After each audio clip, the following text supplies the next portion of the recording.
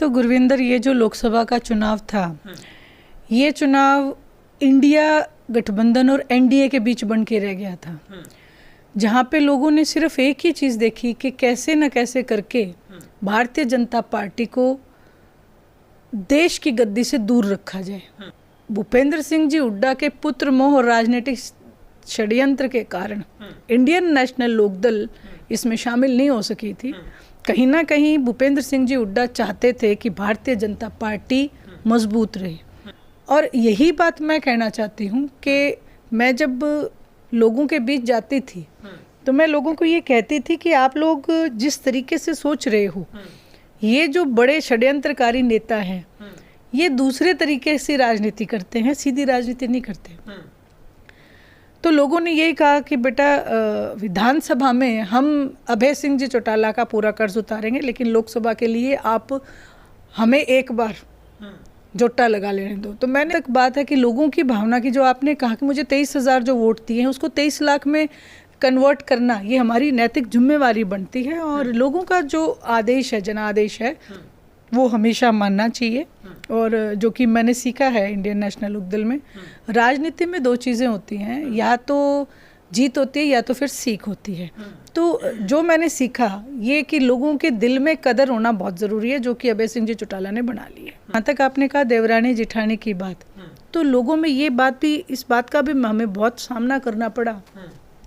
जो JJP party बनी और जो बनने के बाद उन्होंने वायदा खिलाफी की लोगों के साथ और भारतीय जनता पार्टी से हाथ मिला लिया, तो कहीं ना कहीं लोगों ने हमें उस नज़र से देखना शुरू कर दिया कि ये परिवार है।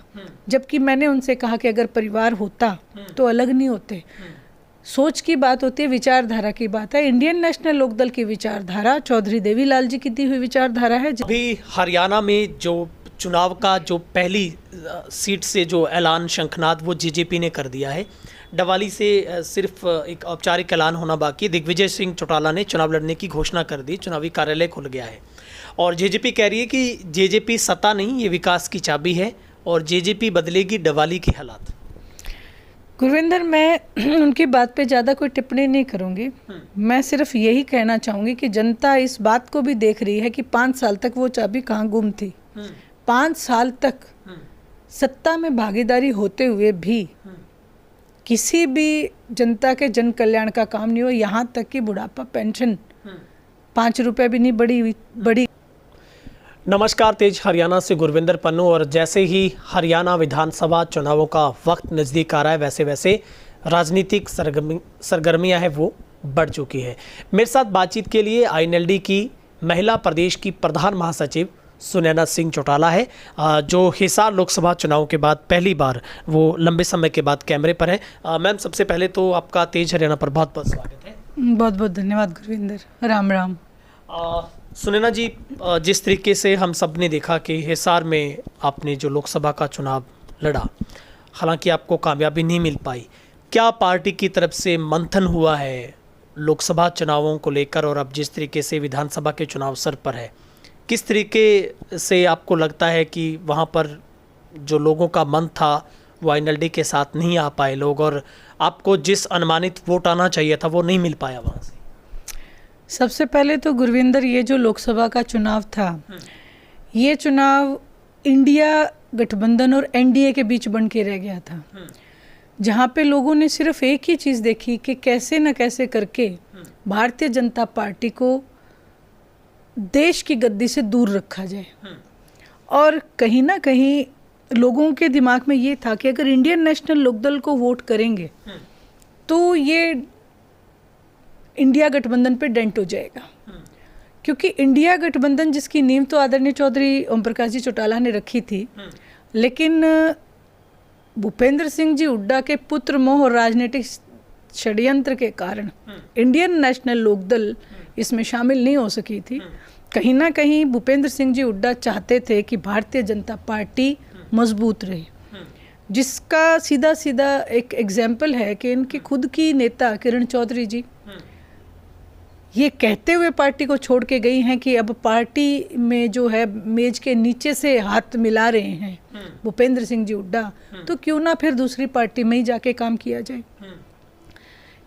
शैलजा जी ने भी यही बयान दिया था कि टिकटों का बंटवारा ठीक ना होने की वजह से आज भारतीय जनता पार्टी फिर से 5 सीटें लोकसभा की लेगी, नहीं तो 8-10 सीटें जो हैं पूरी की पूरी हरियाणा में से तो कम एक भी सीट लोकसभा की बीजेपी की नहीं आनी थी। अगर एनएलडी के साथ भी गठबंधन होता तो भी 10 की 10 सीटें जो है गठबंधन जीतता और ये सीटें नहीं आनी थी।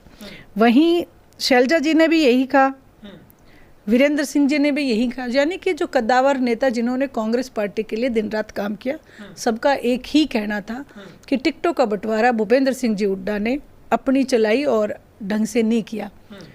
और यही बात मैं कहना चाहती हूँ कि मैं जब लोगों के बीच जाती थी तो मैं लोगों को ये कहती थी कि आप लोग जिस तरीके से सोच रहे हो, ये जो बड़े षड्यंत्रकारी नेता हैं ये दूसरे तरीके से राजनीति करते हैं, सीधी राजनीति नहीं करते।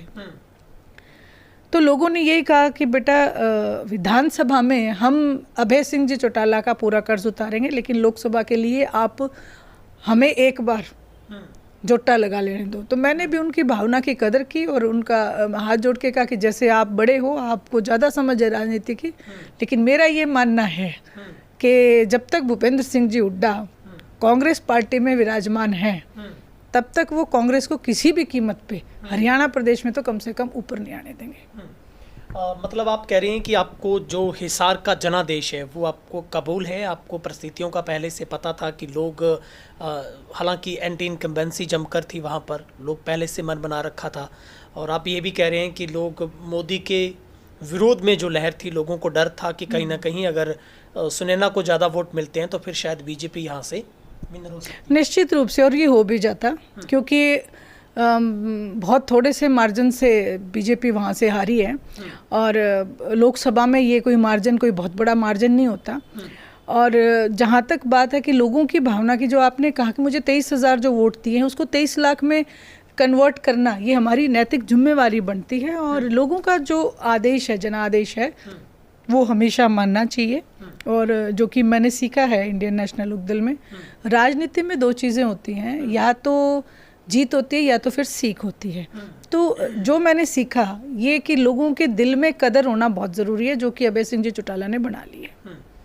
हमने देखा कि पूरे हरियाणा में, काफ़ी देश में, नेशनल मीडिया पर भी चर्चित रहा आपका चुनाव, क्योंकि देवरानी जेठानी आमने सामने थी और ससुर भी आमने सामने थे। कैसे ऐसे कौन से पल है जो आप कभी नहीं भूल पाएंगे इस चुनाव में, और जो वहाँ का जनादेश आपको मिला? आप कह रहे हैं कि लोगों का बहुत बड़ा प्यार मिला आपको, बहुत बड़ी संख्या में आपका वहाँ पर स्वागत हर गांव में होता था। क्योंकि जो मूवमेंट है वो तो मैं देखो नतमस्तक हूँ आदरणीय चौधरी देवीलाल जी, चौधरी ओम प्रकाश जी चौटाला ने जिस जज्बे से हरियाणा प्रदेश का विकास किया, जो विकास इंडियन नेशनल लोकदल में जब चौधरी ओम प्रकाश जी चौटाला मुख्यमंत्री थे, गाँव का हुआ, हर गाँव में कि चौटाला साहब थे हमारे नहर का पानी नहीं सूखता था, चौटाला साहब थे तो हमारी लाइटें नहीं जाती थी, चौटाला साहब थे तो हमें मुआवजा टाइम पे मिलता था, चौटाला साहब थे तो हमारे जो मंडियों में अनाज एक एक दाना खरीदा जाता था, अफसरशाही हावी नहीं थी, अगर अफसरों के पास जाते थे तो खड़े होकर सबसे पहले वो हमारा काम करते थे। ये तमाम बातें जो मैंने सुनी, तो ये मेरे लिए एक बहुत बड़ी सीख है कि अगर आपको अगर जनता सत्ता सौंपती है तो आपको जनता के लिए काम करना चाहिए, ना कि अपने घर भरने के लिए, पहली बात। दूसरी बात, जहाँ तक आपने कहा देवरानी जेठानी की बात, तो लोगों में ये बात भी, इस बात का भी हमें बहुत सामना करना पड़ा। जो जेजेपी पार्टी बनी और जो बनने के बाद उन्होंने वायदा खिलाफी की लोगों के साथ और भारतीय जनता पार्टी से हाथ मिला लिया, तो कहीं ना कहीं लोगों ने हमें उस नज़र से देखना शुरू कर दिया कि ये परिवार है, जबकि मैंने उनसे कहा कि अगर परिवार होता तो अलग नहीं होते। सोच की बात होती है, विचारधारा की बात है। इंडियन नेशनल लोकदल की विचारधारा चौधरी देवीलाल जी की दी हुई विचारधारा है, जिसपे चौधरी ओम प्रकाश जी चौटाला ने काम किया और अब अभय सिंह जी चौटाला काम कर रहे हैं। लेकिन सुनैना जी, हमने एक सबसे बड़ी खास बात देखी कि आपके चेहरे पर कोई शिकन नहीं है, कोई मायूसी नहीं है।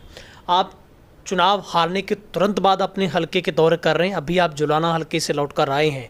कैसा चुनावी कैंपेन आपका चल रहा है, और चर्चा ये है कि अब आपकी 2024 की तैयारियां भी शुरू हो गई हैं? देखो गुरविंदर, मैं पार्टी की कार्यकर्ता हूँ और जहाँ पार्टी के जो आदेश है, जो ड्यूटी लगाई हुई है, मेरा ये मानना है कि अपनी ड्यूटी हमें पूर्ण रूप से करनी चाहिए, 100% करनी चाहिए। जहाँ तक आपने बात कहा कि हार के शिकन, मैंने आपसे कहा या तो जीत होती है या तो सीख होती है। और ये चीज़ें चौधरी देवीलाल जी के परिवार में अगर हैं तो इन चीज़ों से कोई फ़र्क नहीं पड़ता, क्योंकि अगर आप जनता की सेवा के लिए निकले हो तो आपको चाहे कितनी भी समस्याओं का सामना करना पड़े, आपको करना चाहिए। भगवान श्री राम भी करते थे। चौधरी ओम प्रकाश जी चौटाला ने जेल तक कबूली।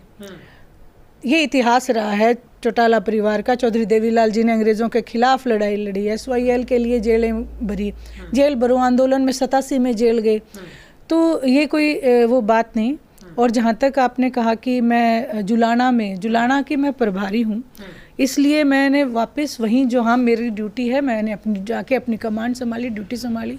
लगभग 54 गाँव में मैं जा चुकी हूँ और लोगों से मुखातिब हुई हूँ। जहाँ भी गई हूँ मैंने बड़े आराम से उनसे पूछा, कोई मैंने चौपालों के प्रोग्राम नहीं किए, मैंने उनसे जाके सिर्फ ये पूछा कि अभय सिंह जी चौटाला का इस्तीफा देना गलत था या 5 साल तक विधानसभा में आपकी लड़ाई लड़ना गलत था, कि आपने लोकसभा में जो नतीजे दिए वो इस तरीके से क्यों आए। लोगों ने सिर्फ एक ही बात कही कि भाई ये बातें कह के आप इस चीज़ को आप कह के हमें दुख होता है इस बात का कि जो हम सोच रहे थे वो हमारा पूरा नहीं हो पाया, क्योंकि हम सोच रहे थे कि सेंटर में जो गवर्नमेंट है वो बीजेपी की ना बने। इस सोच के कारण हमने एनडीए को खिलाफत की और इंडिया गठबंधन को वोट दिया, लेकिन वो नहीं बन पाए। लेकिन अब जो विधानसभा का चुनाव है ये पूर्ण रूप से अलग है। इसमें हम एक एक ऐसे कैंडिडेट को वोट देंगे जो अभय सिंह जी चौटाला को मजबूती प्रदान करे और अभय सिंह जी चौटाला हमारी आवाज़, हरियाणा प्रदेश की आवाज़ को बुलंद करे पूरे देश में। अभी हरियाणा में 100 दिन से कम समय में इन विधानसभा चुनावों का बचा है। आप भी लगातार दौरे कर रहे हैं, NLD की तरफ से भी लगातार पूरे हरियाणा में लोगों के बीच में आप जाने का काम कर रहे हैं। लेकिन आपकी परिवर्तन यात्रा के बाद अब कांग्रेस ने भी हिसाब मांगना शुरू किया और कांग्रेस की अब हिसाब मांगो बीजेपी से यात्रा चल रही है। दोनों यात्राओं में बहुत बड़ा फर्क है गुरविंदर। पिछले साल जो अभय सिंह जी चौटाला ने परिवर्तन यात्रा की, उसका मकसद था कि अपने लोगों के बीच में जाके उनके दुख दर्द और उनकी समस्याओं को देखना, समझना और उनसे मिलना। और ये जो यात्रा है ये चुनावी मौसम में कर रहे हैं और एक नुक्कड़ से लेकर फिर सिर्फ 10 कदम चल के ही यात्रा इनकी समापन हो जाती है। ये एक स्टंट है। हिसाब मांगने की जगह 5 साल तक चौधरी भूपेंद्र सिंह जी हुड्डा के पास विधानसभा थी। 5 साल तक एक भी सत्र में एक भी बात का अगर उन्होंने हिसाब मांगा हो सरकार से तो मैं मान लूँ कि ये उनकी एक निश्चित जो यात्रा है। लेकिन वहाँ हिसाब मांगने की बजाय अभय सिंह जी चौटाला जब किसान के मुद्दे को उठाते थे, भूपेंद्र सिंह जी हुड्डा मनोहर लाल जी खट्टर के साथ शेर व शायरी करते थे, एक मजाक करते थे कितना सीरियस मुद्दों के ऊपर। और आज वो कह रहे हैं कि हम हिसाब मांगने के लिए निकले हैं। तो मैं तो कहूँगी कि जनता के बीच में हिसाब मांगने के लिए नहीं जाया जाता। जो सरकारें होती हैं उनका हिसाब विधानसभा या लोकसभा में मांगा जाता है।